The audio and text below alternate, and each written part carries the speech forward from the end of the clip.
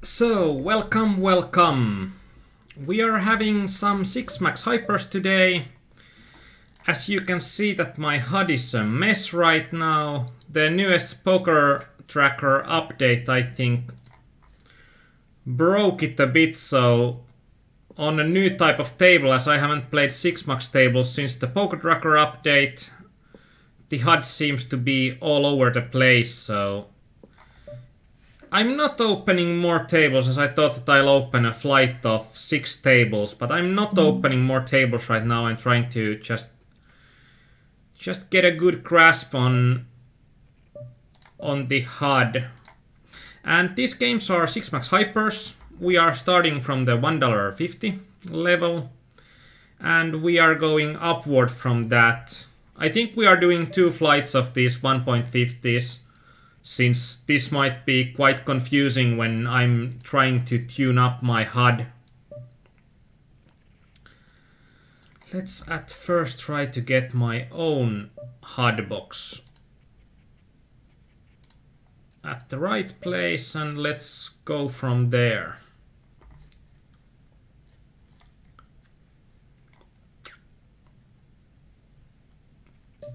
Crap. Just fixing my own HUD box wasn't enough. I think all of the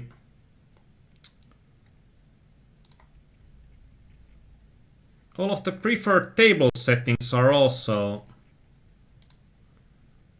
broken, so. And when this is only 37 chips, we can never fold, so.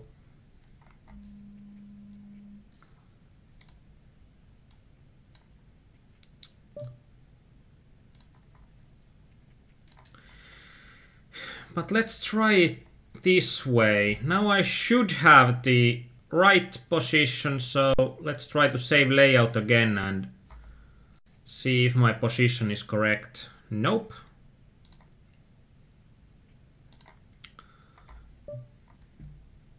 Let's try to stop and restart.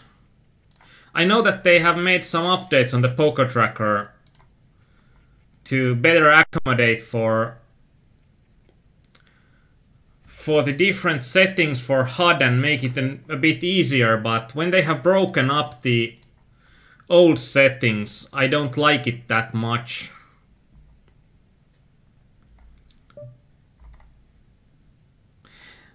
With something like 13 big blinds, I think it's going to be easiest to just shove the small pocket pairs.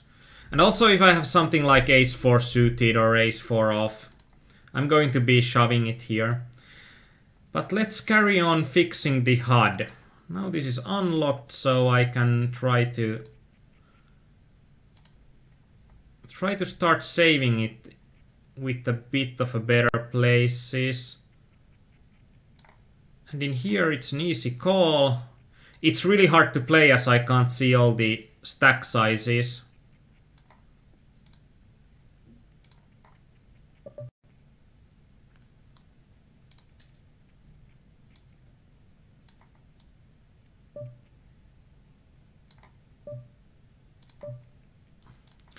It starts to get better, piece by piece. We are quite lucky, and when our opponent checks, I'm going to check behind and I'm trying to get the value on later streets because that's a hard flop for an opponent to hit and we want to get some value for our trips.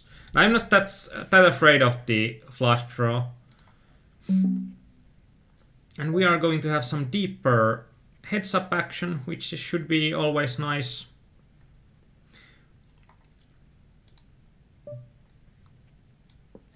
Trying to fix these a bit so they are not in a way of my buttons. When opponent just calls and the table hasn't changed that much, there are not a lot of draws, so I don't think that I can get my opponent off something like, even something like an 8, so, and he's got a king 8, that's huge. But now it looks like it's quite alright. Let's lock and save layout, and in here, when a random player opens, I don't think that the random player is going to be that wide, but ace-4 off is going to be a good enough hand to open. And now I need to ask that, is anybody following this? Because I haven't got any comments to our chat lately.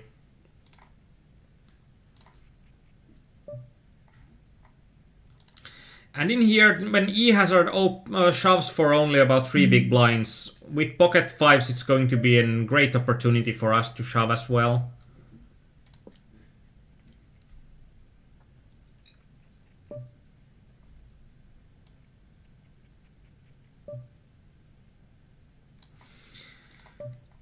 Callion, I agree that there... I don't agree that there is a... yeah. And kind of a spot where protection against flush draws is unnecessary, because a flush draw would never fold, so... That's a good point from Callion. I'm trying to open one new table, because usually if you have problems with your HUD or something, you'll always want to check it with a smaller amount of tables. My opponent 3-bet me, but I think that there are still hands that the opponent can... And because my opponent gives me such an awesome price here, I'm going to call, but if the opponent would have bet a bit larger, I could have shoved, and there would be still some folding equity to be had. And a pretty solid hand, even if we don't have a folding equity there. I think that we don't have all of our outs available, because I think it's quite likely that the shooter, when he 3-bets small, he will have at least an ace, but I guess we'll never know. And as we can see in these games, we can see that the players are quite apt to get it in. And in these games that I think that it would be...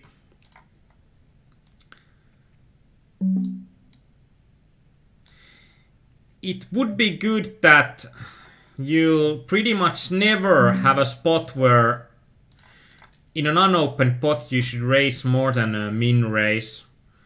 If there are limpers or something like that, then there might be, but usually when the effective stack sizes are going to be only about 25 big blinds and there are antes instantly, it makes it the great opportunity for min raise a lot.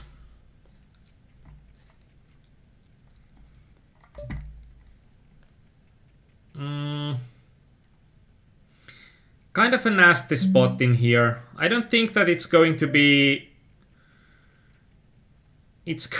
good enough to be a defense, so such in a short stacked situation. And also it's going to be... Also, it's not going to be a plus EV to 3-bet, because I don't think that my opponent is going to fold that often. And then the fold seems to be the only... I think calling might be, or calling is probably better than shoving the 4-5 suited, but I'm unsure if calling or folding is the best option there. I'm hating this spot because usually I like to do some of these minus EV shoves to have a decent stack, but in this case I don't think that we are having fold equity. And face cam should be a little bit smaller. I'm trying to minimize it a bit. Yeah. I had to do like all of my settings again, so this is just the tip of the iceberg, let's say. And in here, when we are having just 2 big blinds, if these opponents would both be all in, we could fold. But we pretty much can't fold, and it's an opportunity that our opponent makes a mistake and folds for a really small bet. But that's something that I think happens really rarely. But now I'm ready to start the first real flight of 1.50s when our HUD and everything should be working. And actually I think that I'm not yet starting. I'm fixing one more part of the HUD. And usually something that annoys me a lot is when of those... if I'm on the next hand and there are the mucked cards that are displayed right on top of my own whole cards or stack size of some other opponents, and it's something that's pretty hard to adjust if you are just waiting for the mucked cards to be visible. And that's what I did the first time around. But there is a better way. You can do the configure mucked cards from this green button, and then it opens up all of the different spots.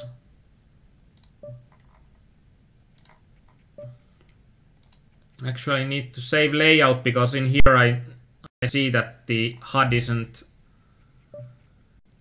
at the right places. So let's try the configure mucked cards again.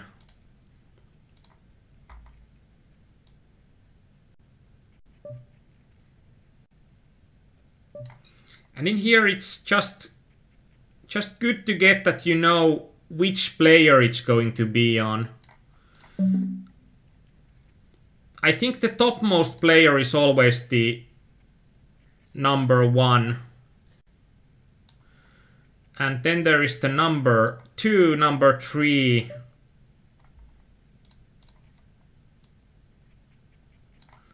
Number 4 would be us, number 5 would be this Gutte. Number 6 would be then. And then when we are ready, we can just save layout. Except now I dragged the button that I can save the layout out of the screen, so this is like one of the stupidest mistakes you can make. And luckily I get to make it so you don't feel as stupid when you are doing the same.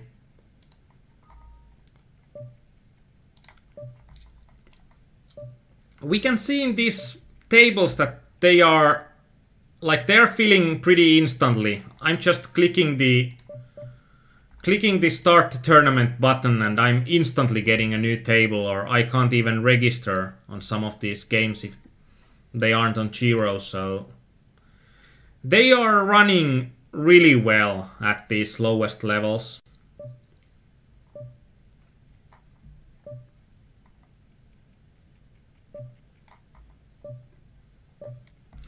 And if we are playing about random players, we are not caring about being balanced or not.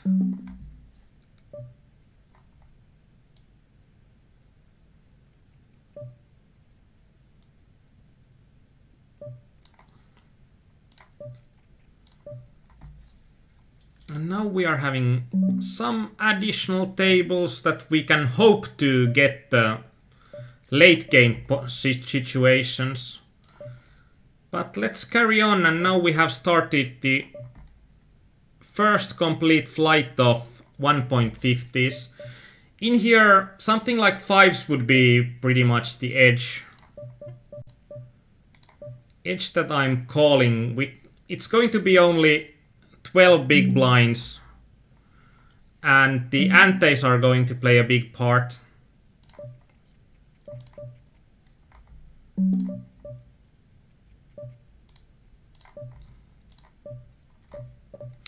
And for new will, I'm going to check back with some air if I don't think that my opponent, and in here I thought that when there is a flush draw, it's going to be more likely that our opponents will be also shoving a draw.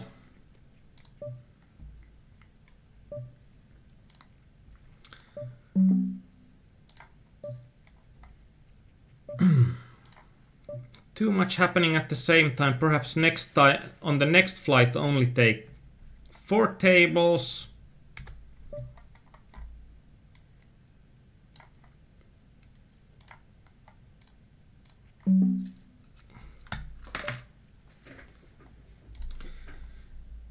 I think in general you can pretty much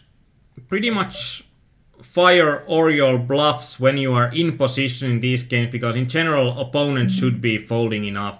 And 6 big blinds deep with antes, king queen off is going to be a great hand.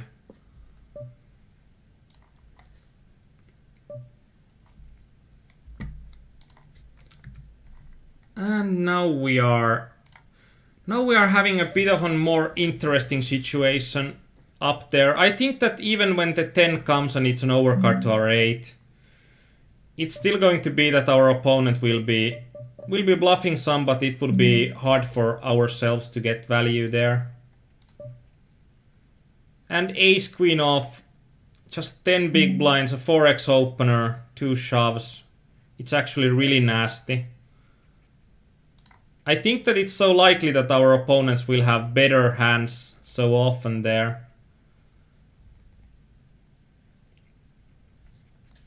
But I didn't expect that this guy would be here with ace-9 suited, so that's something that in these games you might see some really weird happenings, but that's generally good for you, because in a sit and go, if other players are clashing in the tables, it usually means that the equity is divided among the remaining players. So the more people are clashing against each other, the better it is for you.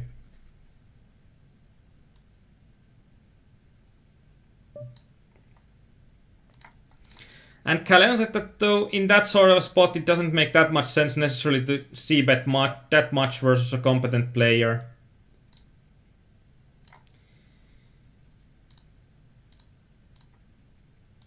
With sevens, I think it's going to be close. With something like nines we can min raise and be trying to trap this ill-in, but I think with sevens it's going to be still better to shove.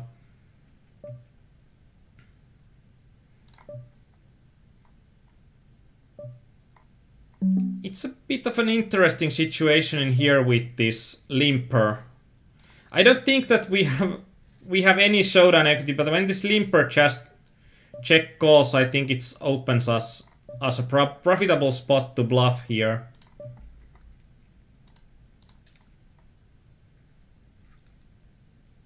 And that's a really hard flop for the opponent to hit anything solid, but if he hits something, we're never going to get him to fold. But in general, I think that these kind of opponents would be, or these kind of general $1.5 6-max hyper opponents, if they are hitting good, they are signaling it by betting.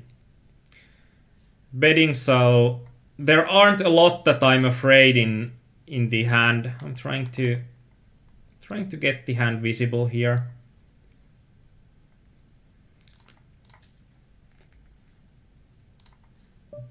Like in here, I think that this guy, if he would have hit a 5 or a queen, he likely would have bet it, so... And in here, when we are having the largest stack, this is a kind of an abuse situation, and this guy...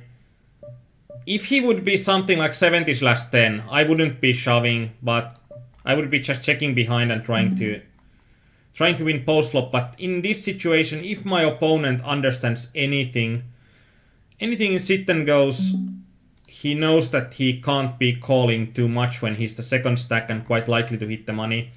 So in this case, when Casillas just calls, I'm thinking that he doesn't have anything, and the king is practically the only card that I'm afraid of.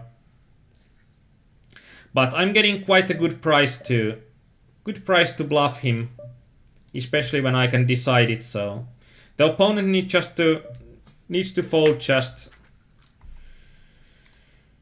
a bit over 1 in 3, and it's going to be profitable for me to bluff the river as well.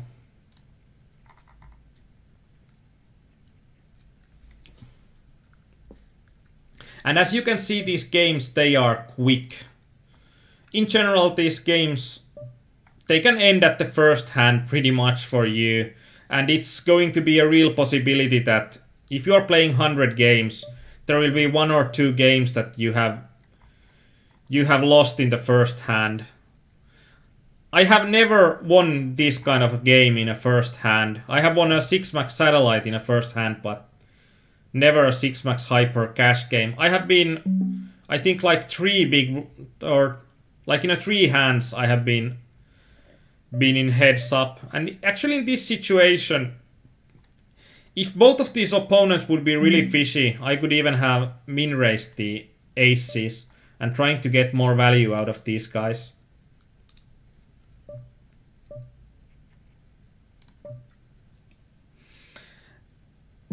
But back in the idea of balance, and I think in sit and goes, balance isn't going to be that important.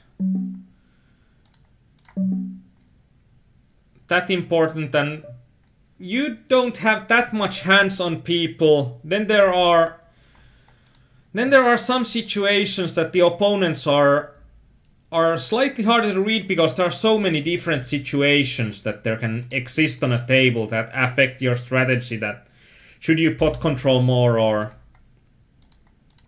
should you be aggressive? So I think in general it's going to be pretty hard, and most of the guys that you need to balance against are going to be regs, and most of the regs are playing so many tables that it's going to be hard for them to do adjustments in game. So that's something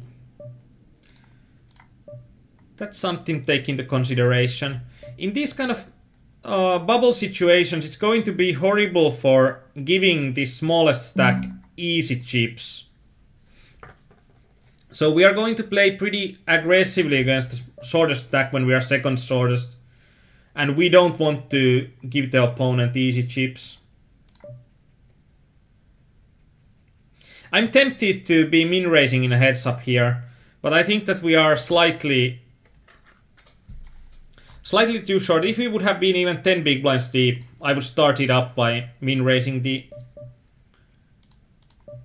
crappy hand.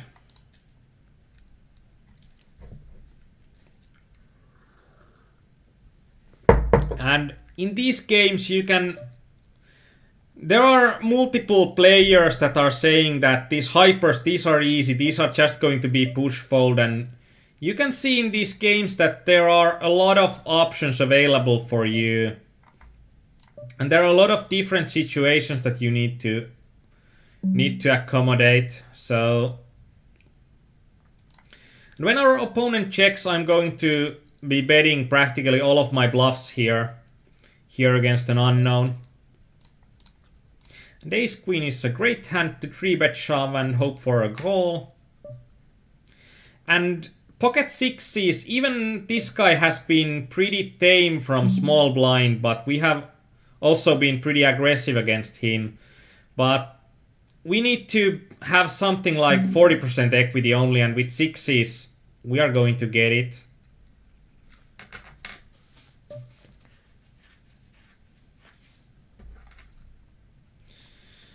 Not this time around when there were queens, and now I noticed that the placement was like off with one spot. A queen 5 we are going to call if the Edgar Irevan is going to shove. And when you are getting so short, like under 7 big blinds, you can just shove with the Nash, or depends on an opponent slightly more. But pretty much Nash is going to be the minimum. And actually, now that I see that this Poker Mac hasn't folded a single hand, it could have been also a nice idea to fold something like 5-7. It's close though, even though he doesn't like to fold pre-flop, but he folds quite a lot on the flop, so I think 7-5 off is still going to be fine, but it's closer than you think. And now we are running good. Good.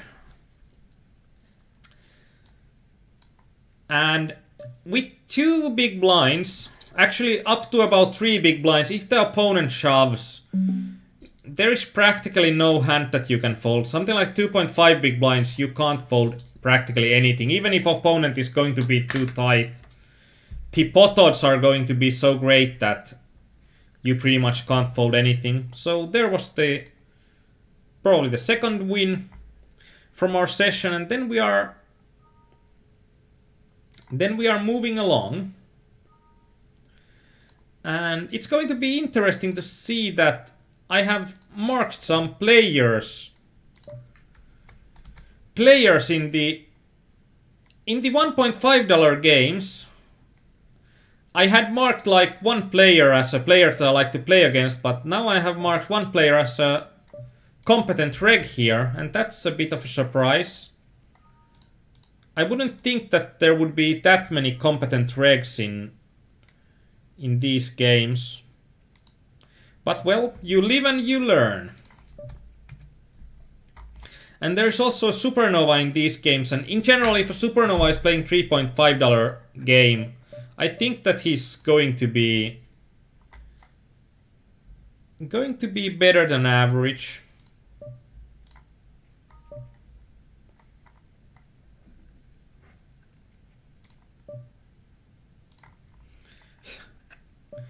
And there's Farsi from Germany.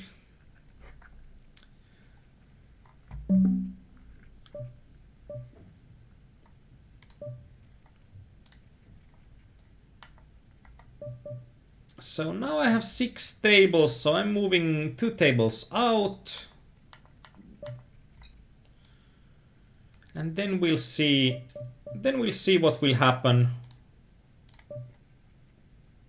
In position I actually could have 3-bet to 90. Usually out of position I'm 3-betting small, I'm 3-betting to 90, and in position I'm 3-betting to 100 or a bit over. And this is again a spot that I can't get much value out of my opponent on the flop, so I hope that my opponent will get something or not believe me when I'm betting the turn, so I can get more money in when we are having practically the nuts. And that's what happened.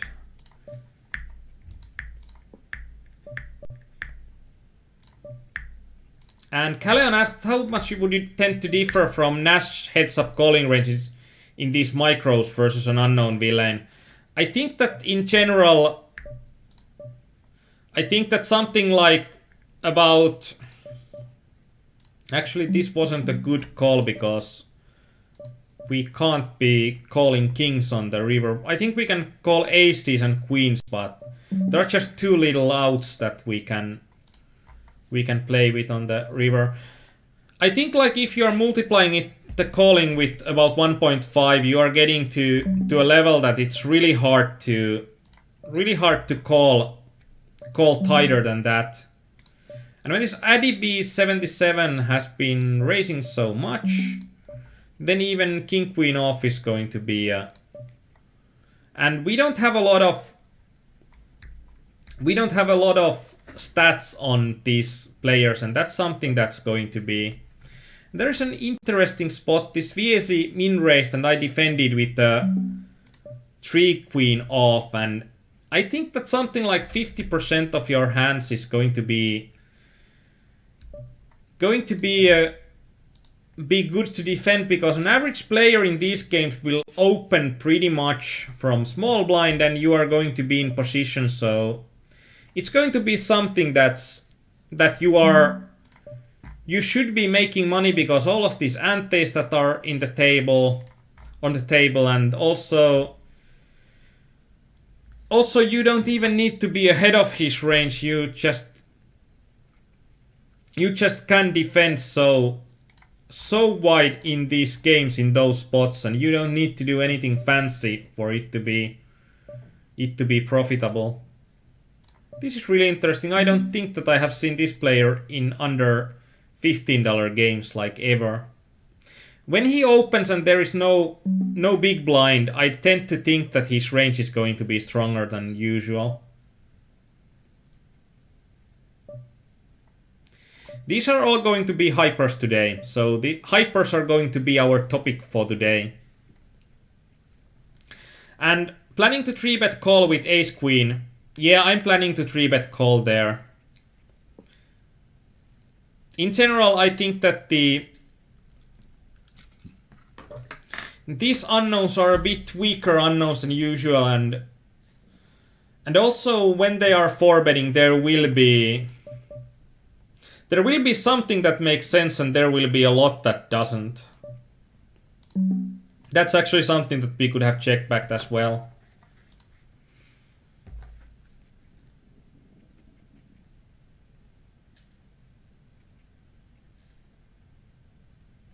It depends a bit also with the ace queen. If there is like we are 3-betting the ace queen on the button, but if it's like one of the blinds shoves over the 3-bet like cold 4-bets, and then there will be another opponent or the original raiser also calls, then it's going to be quite an easy. This is also a situation that I don't like that much. I think that this is going to be a profitable defend.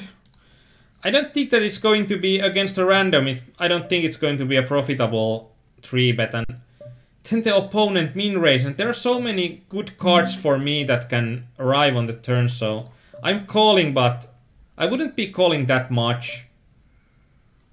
And against this spec, I will be calling the river as well. Actually, I think I should have then raised the turn. And it's actually interesting to see that there are so many orange players that I have marked in these games. The hyper sit and goes, they have been pretty devastated by the spinnet goes. So, or spin and goes. And I practically tried to, or started trying to find out the next game to play after the spinnet goes just completely eliminated all of the medium to high stakes 9-max hypers. But in these low stakes you can see that I'd say that these tables are pretty good to be played, and there are not that many regs. And even though there are regs that like this Gangsta Pups is probably someone I want to avoid. I think he's playing with a solid stats and will make my life harder in these games, so I wouldn't like to play that much against him. But in general, this Guan can also be a player that I won't like to play that much against. And when Rene has been flat calling a lot, then with the small to medium pocket pairs, shoving is going to be way better, and also with something like small to medium aces.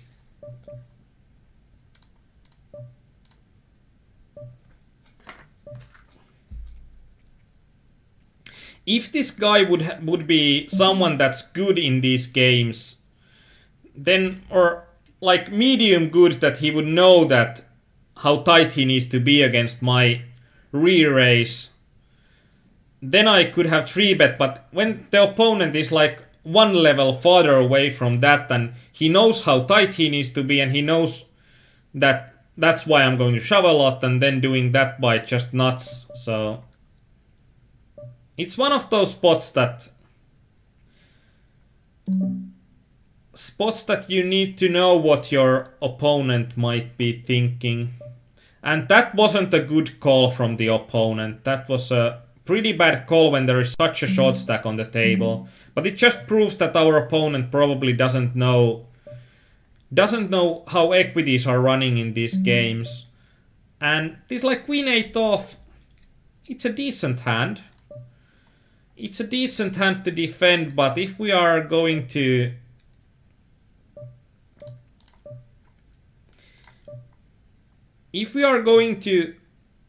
get the money in that off, and I think actually this 8-jack-10 flop when opponent bets is going to be, it's going to be one that we are not continuing on, even though there are 8s and 9s that are going to be really good cards for us. But I think that if we think that we are going to get it or need to face a turn bet as well, then I don't think that when you are taking ICM into account, that it's going to be that good. And in here, I'd like to have this guy fold as much as possible, even against Ace-King. Because if I'm raising and he 3-bets, then it's not a spot that I really want to call, so it doesn't, I don't think that inducing even with something like Ace-King off would be a good play in there.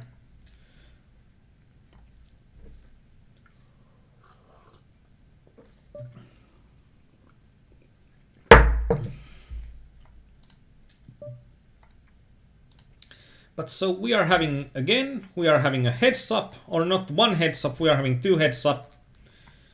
Heads up, so it's going to be slightly interesting. Against the minimum 3-bet, I'm not going to fold anything out of my range. I think that no matter what, if I'm having a position, I'm going to be able to play it profitably. And even with a min 3-bet, I think that when I'm shoving here, I'm having enough fold equity that my shove there will be good. And even on the flop, I don't generally need to have that much fold equity for it to be profitable against this Ron Weasley's range. And Callion said that Ace King suited might start to be a bit better to induce than shove. Yeah, it's going to be close though. I think something like 9s or pocket 9s are going to be a better to induce. But Ace King suited is going to be a good min raise, because also when the opponents are calling, the Ace King suited is hitting pretty nicely, and when the opponents are going to get dominated often enough with their flat calls.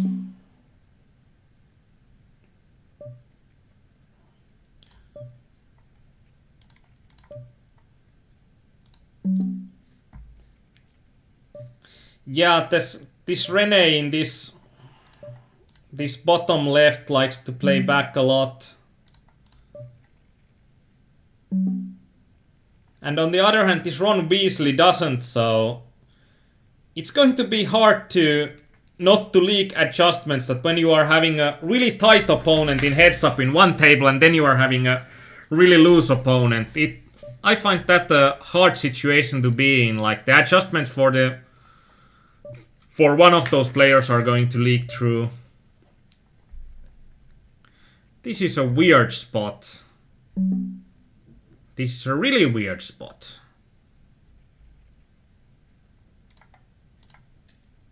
Like, in general, if he would have shoved, I would have called.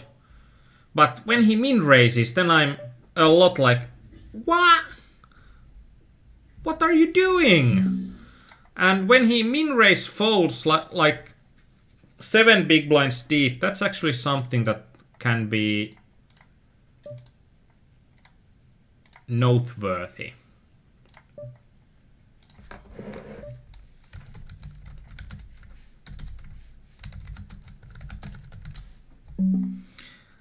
Like that my opponent raise folds heads up with only 7 big blinds, and that's going to be something that's going to be really profitable to know.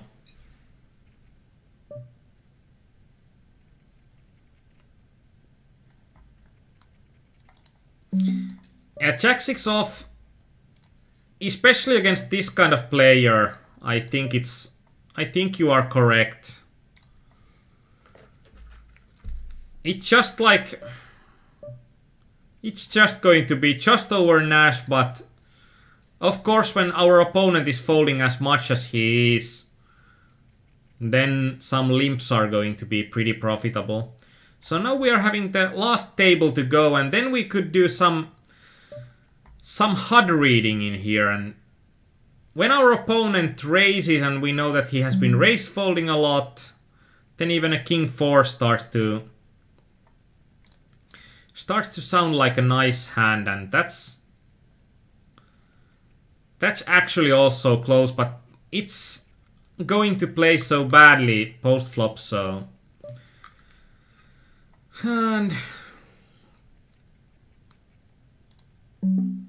this is something that this is not Nash, but when our opponent folds 73% of the time heads up, on average, I think that they are not calling nearly Nash, so that's something that I start to pushing way over Nash even, and just to abuse the opponent folding so much. And our opponent is raising 60% but folding to 3-bets like every time he has raised thus far.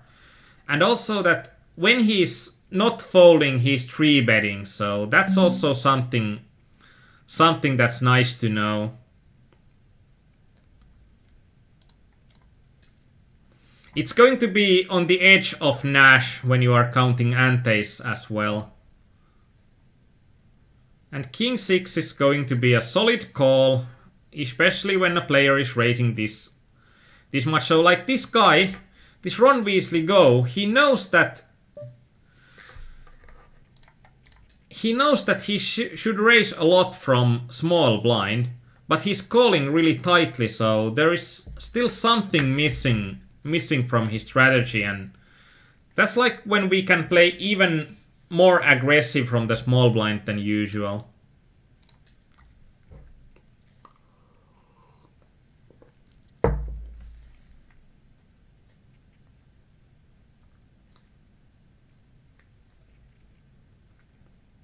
Ace-5 wasn't... I don't think that was that great of a min raise from him, because I would be apt to also defend quite a lot, and that would make him to be in a pretty nasty spots in the long run. I was almost going to be that now we got him, but no. It was a split pot, and usually you should never give up. Like never, because always when you have chips you have an opportunity to win. I think I have had 5 chips in a 6-max hyper and I have won the game. And there are 3000 chips in the game, so never give up. And yeah, Q, that was for Run to finally get the courage to call my 3-bet. And then I happened to have a dominating hand there. I think it was also about some card luck against our opponent, but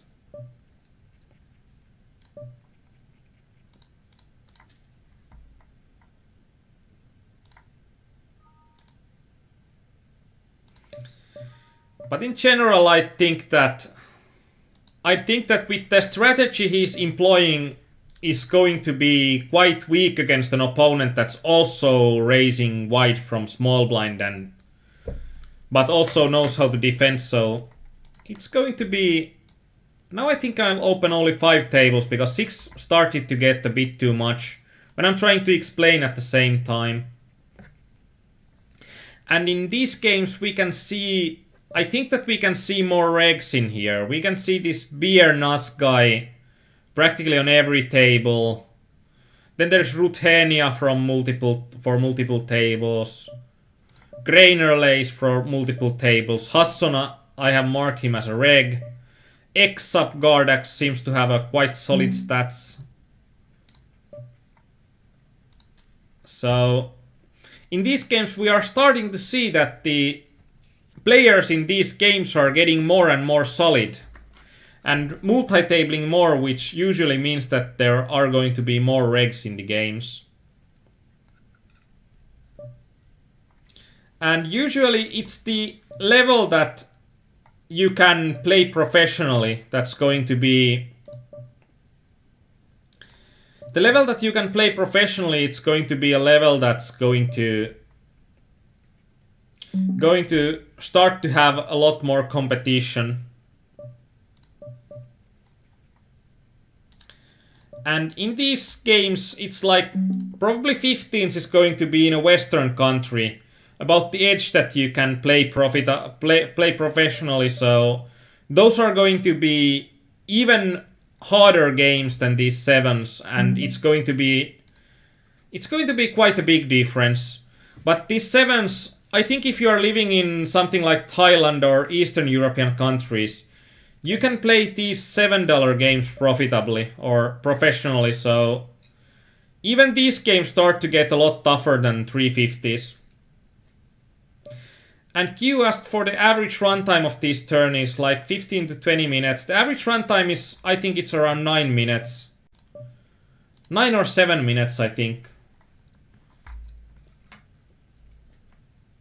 I can check it later, but it's shorter than you would think. Like in these games, the first blind level, the 10 to 20, it lasts only for 2 minutes, and then there is all the blind levels are 2-minute blind levels.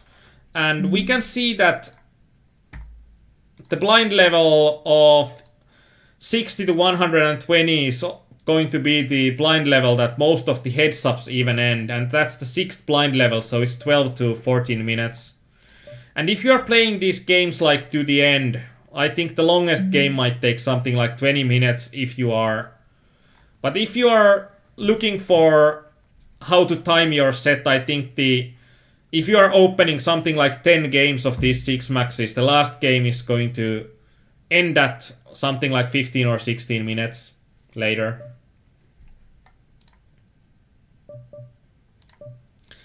And Kaleon said that probably $15 to $30 games have also got tougher now with higher ones dying. I think it's going to be quite insane because the higher buy-in games haven't died. I think like the players that are playing $100 or more games, they are not going to go to Spinnet Goes that are only maximum of $30 a pop. But I think that all of the low buy-in games, they got hit really hard with those Spinnet Goes. And I think that that's the reason why there are pretty solid players like this Hassona playing now 7s. So it's going to be sad, and some of the better players need just to move down. Even if you have been one of the better players in the games, it might be that you just need to move down. Down because the games just get too tough to beat, or if you are not having good enough VIP level, like if you are being a Supernova VIP in these games, it's like 1 extra percent of 1 extra percent of winnings, and with the Supernova Elite it's like 2.5% of winnings compared to a basic VIP level, so that's also something that counts. But I think like $60 games are the highest games that have been devastated. Pretty insane situation that I'm contemplating on going with this Ace-7 suited, because this guy shouldn't have that great of a hand there, and there is a lot of dead money in the pot already.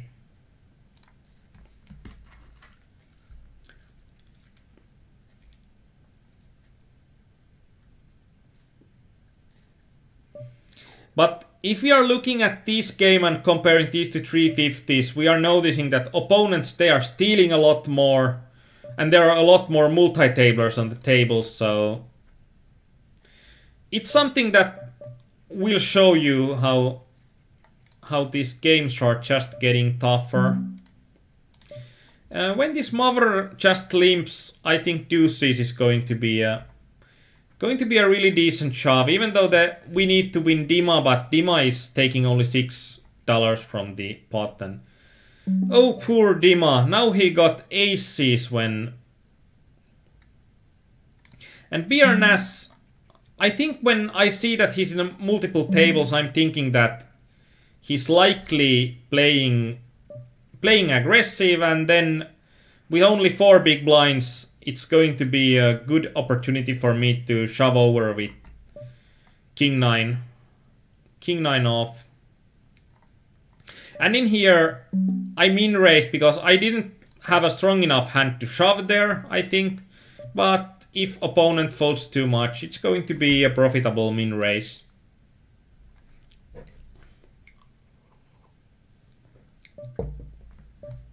And as I said, that never give up in these games. I have seen so many even good players make the mistake that when they are getting short stacked, then they are just blowing the game and pushing something really stupid like Deuce 6 off. Even when they would have been better off by just fighting. But we can see from Dima, he had like 6 chips just a while ago, and now I'm really afraid that he's making a real comeback. Even though it seems really unlikely now. But that could have been that he would be from 6 chips back to the original chip size, so...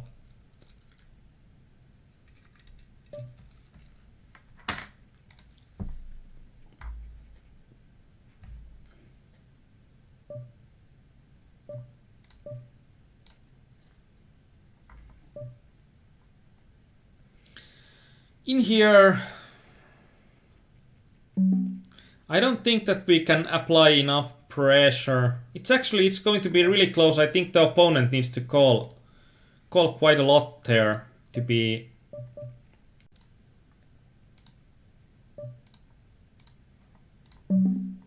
for it not to be profitable. And when there's only 2 big blinds, we are never going to fold our big blind.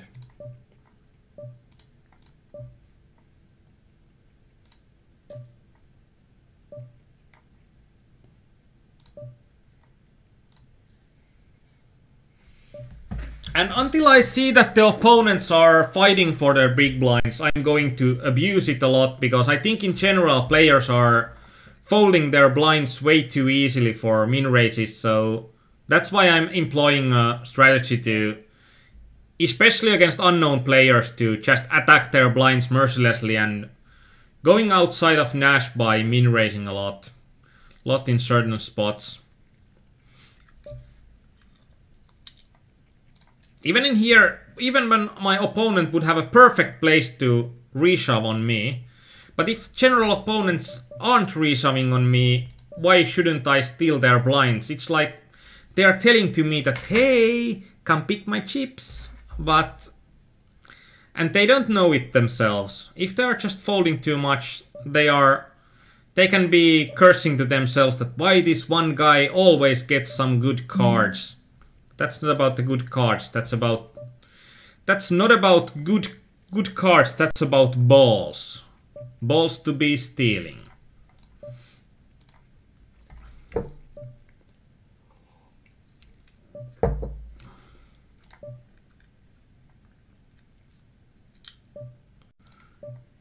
I'm actually having a really interesting bubble on a side table as well, and that's really a shame that I can't fit it here. 301, 302 chips, about 1/2 of the pot, so in general I would need 33% of pot odds, and now I think it's something like 36%, but I think that I'm going to get it with 10-7 off, so...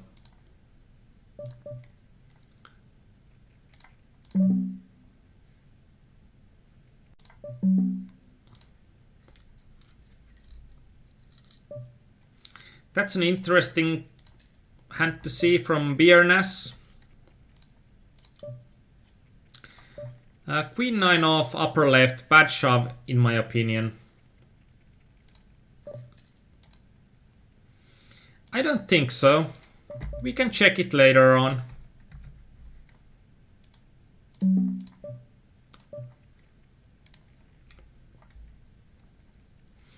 I'm thinking that this opponent probably... I think even if this opponent is calling enough, this Biernas, I'd still think that it's going to be a... I'd still think it's going to be a good shove.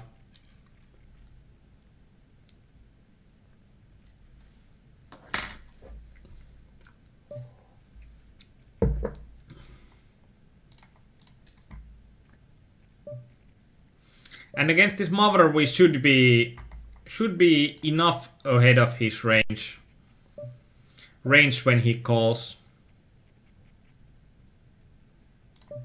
And this is actually going to be a close spot. But I'd agree with Calleon that the Queen 9 off, at least it's going to be close. If I wouldn't have seen this guy take like some of the lightest calls, I would be shoving 9-10 off.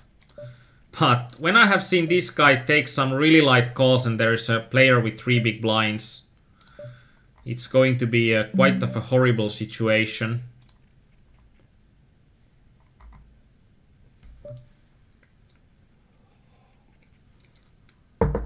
And being between two guys that are raising pretty much every hand, I don't think that without folding equity we can even play pocket fours there. But it's something that's a bit bothersome, that we have had like decent cards, but we haven't had good enough cards. Good enough cards when it matters, like if we are having, when it's our big blind and the guy is opening when we are having a decent hand. It's a different thing that if we are having the decent hand on our own big blind. Actually, this is going to be probably not a good shove.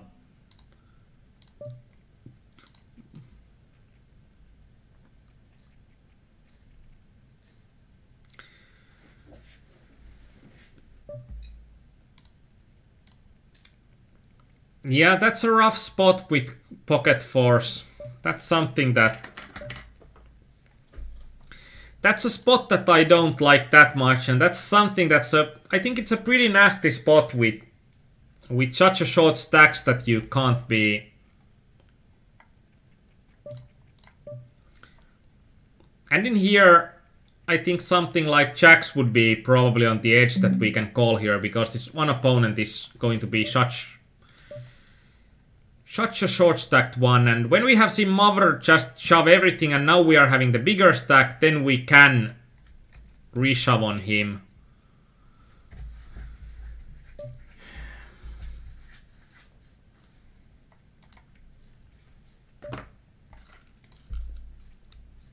But it's going to be nasty.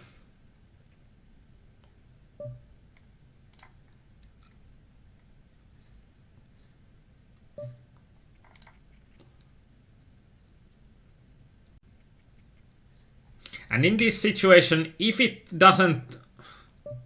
isn't a three-way pot, and now I'm trying to... I don't think that I can get either one of these guys to fold pre-flop, but post-flop I might have an opportunity. And in here it's going to be pretty much the same situation than a few hands ago here. We just can't go with fives. And Callion said that with fours you can also make a non-all in 3-bet and fold if both shoves. Though it happens like in 1 in 50. Yeah, but the problem is that if I'm not having fold equity, I don't think that even if I'm having some collision equity from these two guys colliding some of the time, I still don't think it's going to be... I still don't think it's going to be profitable, so... So it's going to be a really nasty spot with the fours.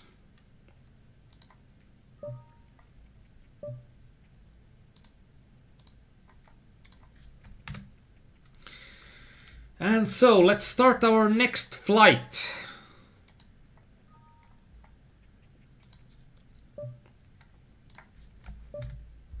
And we can see that the Hassona is playing 15s and 7s, so that's something to take into account. I know that I have probably played most of my hands against Hassona on 15s or 30s.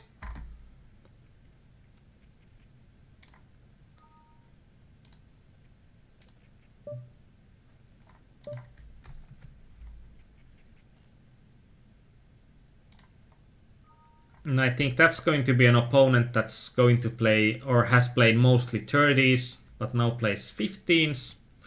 And that's something that makes these games also a lot harder when there are players that are moving down from the higher stake games.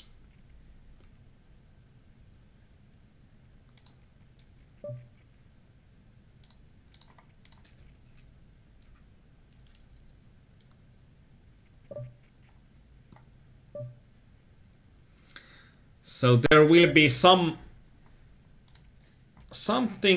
or these games will become a bit harder, and it will be hard for most regs, and I think there will be some of the regs are finding new games, and some of the regs will battle it out and will last the will outlast the other regs, and there will be some equilibrium state in these games that when enough of the regs move on to other games, then these games again become profitable enough and some of these regs might be able to move back up.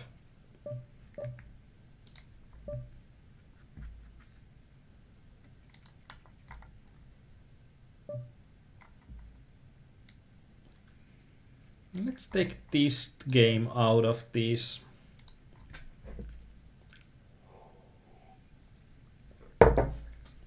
But if we are looking at these games right now, that for example, in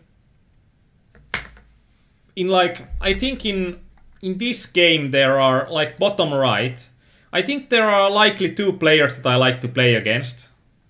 But these 3 guys with me, they actually look pretty solid. On the top right, I can see out of the blue that like at least 4 guys that are here in with me are likely going to be solid players. And that's going to be... There's going to be some of me giving more credit to RBG number 1 for multi-tabling multiple tables, even though I have only 35 hands on him. But we can see that the tables are looking a lot tougher than the $7 tables. And it's going to be more about finding the thinner edges. I think when I'm looking at these games right now, they are looking probably as hard as 13 or probably as hard as $13 6 max hypers were just a moment ago. Like before October. If this opponent would have been folding to 3 bets more, then I would have shoved 3s, pocket 3s, but now I think that something like pocket 6s or pocket 7s would be good enough to shove.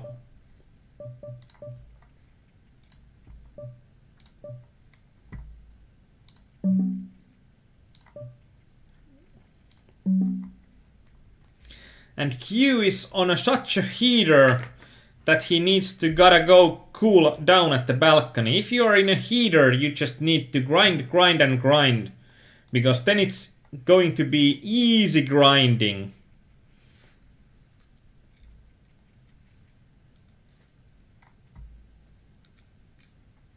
But usually in these games you are going to see the biggest leaks in people's games from their pre-flop stats, but if you are going deeper in these games, you are also going to have to find out other leaks that aren't just easily visible from the stats. And as you can see, these games, they probably aren't as good as they should be. But it's going to be quite of a reality check. Like in $1.5 games, there were like 5 fishy players on every table. And then when we are going to 3.5s, there's like on average 1 good player on every table. Then on 7s, there are like 2 to 3 good players on every table. And at 15s, we can see that there are tables that you are unsure from pre-flop stats, is there any, or is there a single bad player on the table? So it's pretty visible that I think like something like 7s are going to easy game to beat even without any game selection, but at $15 level you are going to do yourself a favor if you are game selecting some and trying to avoid the worst games. Like playing 6-reg games doesn't benefit anyone. Or it does benefit poker stars, but usually it's just moving rake. And Calleon, yeah, it was a really loose resteal from Milo. But that's something to be expected, and that's something that you need to adjust by giving the opponents more induce the opponents more.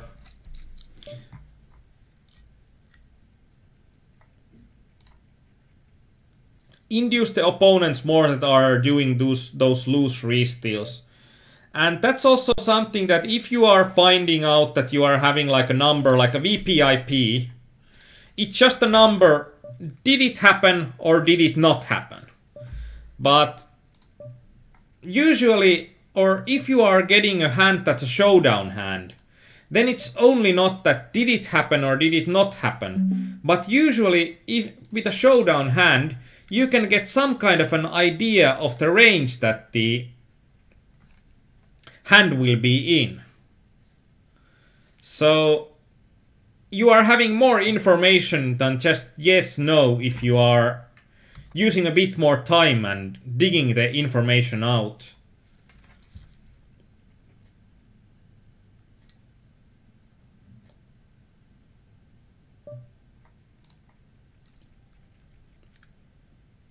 And Kaleon that if he shoves that, he should have very wide right range from suited side. Yeah, he's one of those guys that are 3 betting really wide. It's actually close. Amarik seems to be such an active stealer, so it's going to be really close if we are going in with ace deuce off.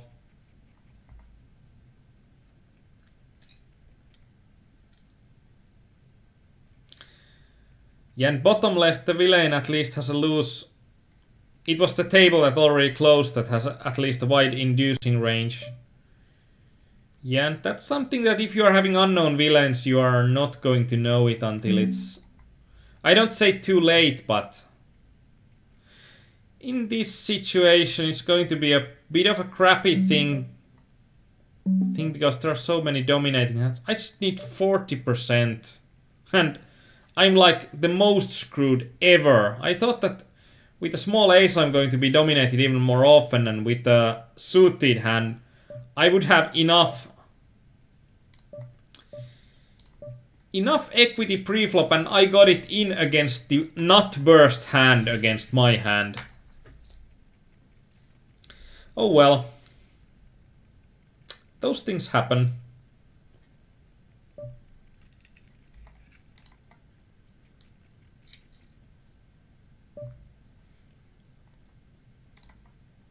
And I must say that when I have first started playing these hypers, even the $15 hypers were a lot better. But I think we'll see where these games will be in the future.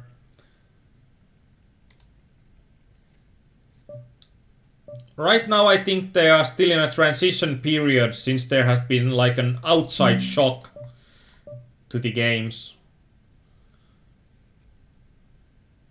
This 10 deuce is actually, it might be close.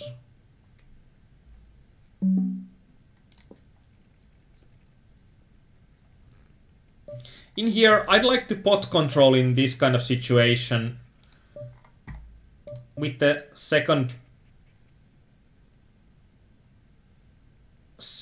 best pair.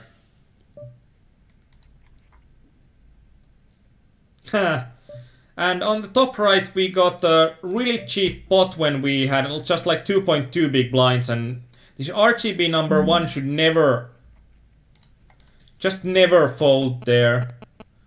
But when we min raised, he has been multi-tabling a lot, so probably misread our stack size, and that was a really profitable situation for us when he folded. Ace-Jack suited is something that we can't fold.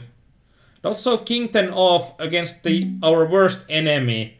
We just can't give him more ammunition, and we are way ahead of his range here.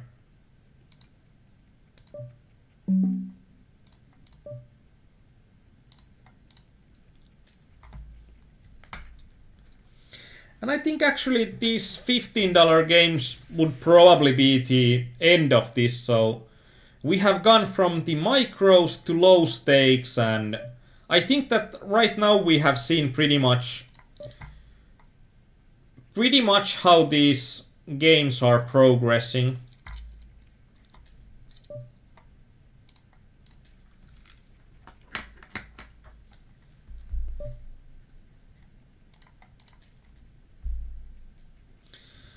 And we are a bit unlucky on the top left one, but it's like the money will go in anyway, so it doesn't matter that much. It will be with me with ace 8 some other time, and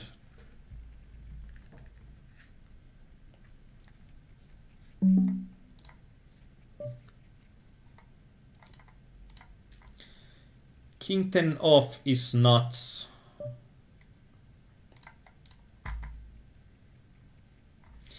Yeah, on the call. Yeah, something like king deuce off would probably be close. I agree. I think that we can call with pretty much any king there anyway. And even this king 6 probably offsuit wouldn't be good enough. It would be close. But suited king would be a great push here. Actually, he has limped, then checked the flop, so this was a ballsy bluff, and unfortunately it didn't bear any fruit, and I don't think that when he checks back the flop and calls the turn, I don't think that we can get him to fold enough, even nearly enough.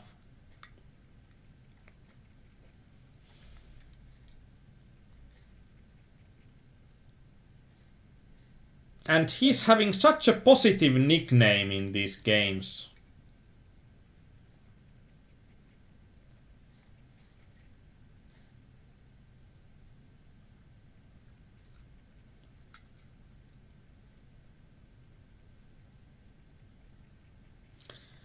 But lucky us that he considers us a friend.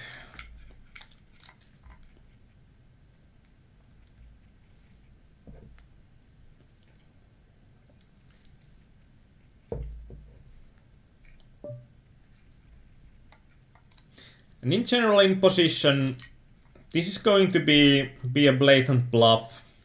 And I think in general our opponent should be folding enough.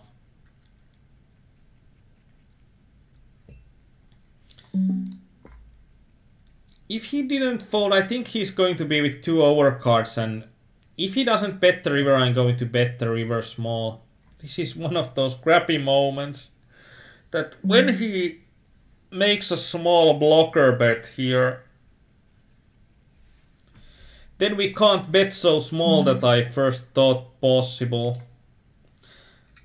And the king and 10 are both cards that can improve his likely hand that he's calling the flop with, so.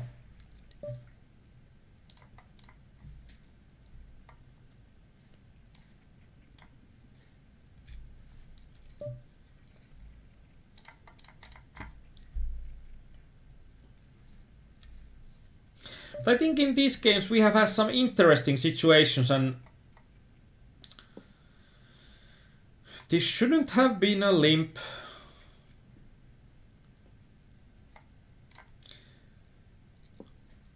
We are having enough showdown value here. I think it's better to take a more of a pot control line and something that we are getting something out of his bluffs rather than making him fold the hands that we are beating. If I would have had a stone cold bluff hand there I probably would have bet it. And when our opponent hasn't been folding like any flops, but when he checks twice, then it's going to be too enticing for me to bet, because the opponent shouldn't have anything, and the king could have been just a card that would have helped me. And with the 9 I'm going to go for a more call downy, since he's betting quite often, and that's something that I hate. Yeah, but actually when he limped, that shouldn't be that much of a I hate my life situation since he shouldn't have an ace there that often. And also when he had a king high, I don't think that we could have gotten that much more out of him. And 7 for river could be close for a value bet. Yeah, but the kicker is just such a horrible card. This is going to be really close. I think it's on the edge of the Nash, but I think opponents in general would probably fold a bit too much for it to make the 7 deuce suited even a profitable shove here.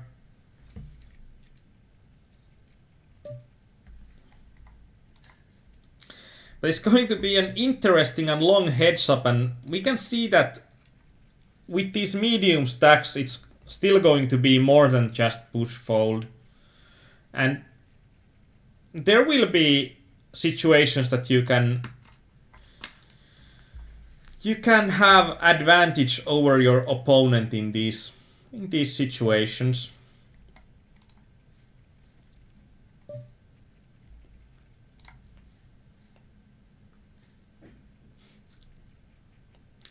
A really nasty card run right now.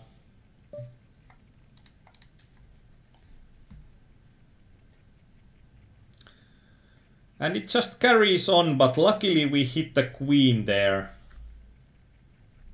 The flop looked quite bad.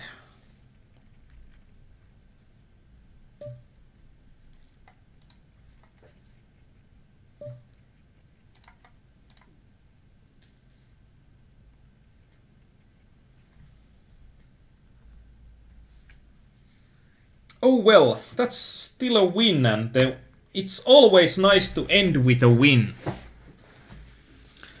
But so there were some hands that we probably should be looking at.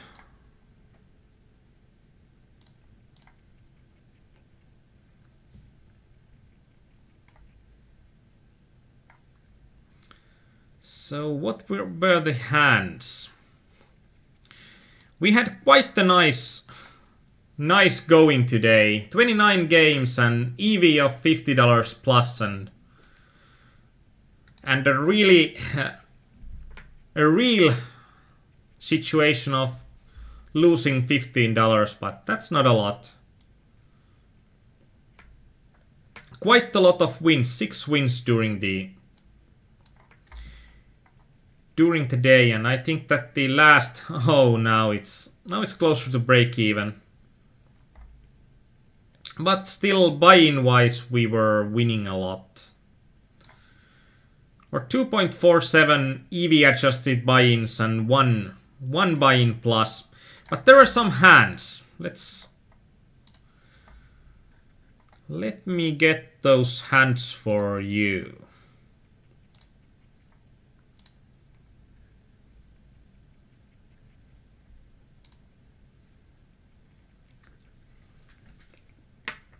So there were some hands that we are thinking about. Were they good shoves or not? And I think there were some hands. And there was this one hand that Caleon thought that is it going to be a profitable?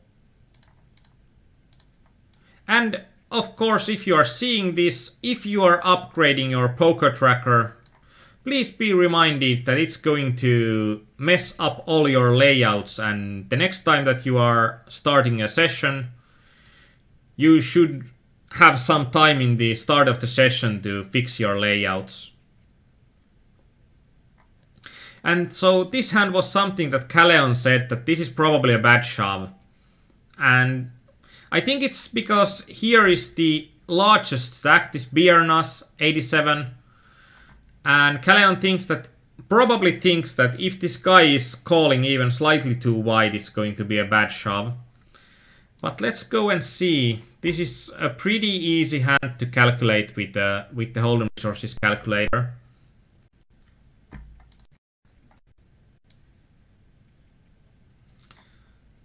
Let's go for a basic hand. This is a short-handed sit and go. And in this situation, actually Callion was pretty right, because if I look at these ranges, actually this range is going to make a lot of sense, and the queen 9 off is going to be pretty horrible as a shove here.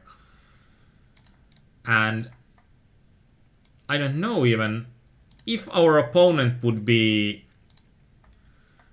too wide. It's still going to be, the queen 9 off is still going to be bad enough. Of course, that if we are removing the weaker pocket pairs and the weaker aces than ace queen, then we are having worse equity against Biernas, even if he's calling less. So that was a really bad. That was actually probably a really bad shove with the queen 9 off, and I probably can't even manage to get this to a plus EV shove for. So that's a great catch by Callion.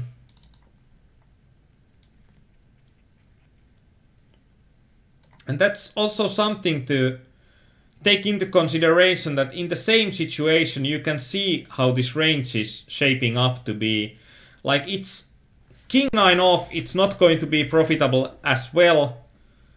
And even the queen 10 off, if we are unlocking the ranges practically here, because I think that these guys were, at least this Biernas probably is a reg. But what generally comes that you are looking at a pretty square looking shape in here, like, and that's mostly because the hands will actually be pretty easy to think what should be shoved in a certain spot, because the neighboring hands are playing so close against most sensible calling ranges here. So like aces are going much farther away, but then from kings to whatever in the suited side, it's mostly a flat side, and also on the offsuit side it's mostly a pretty flat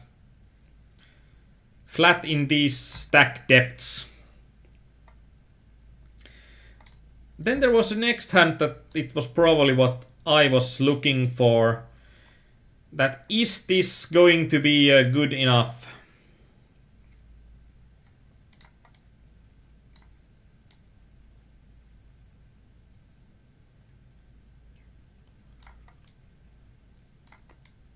Is this going to be a good enough shove? Or not against Susastar, that I think was in game was a bit of a tighter opponent. I did fold this, but what kind of range would Susastar need to be calling with that 4-3 off is going to be minus EV? And that's also something that Hold'em Resources calculator can answer pretty quickly. We can see that from the Nash equilibrium it's going to be really close against the 40% range, so we practically already got our answer, but we can go a bit deeper with the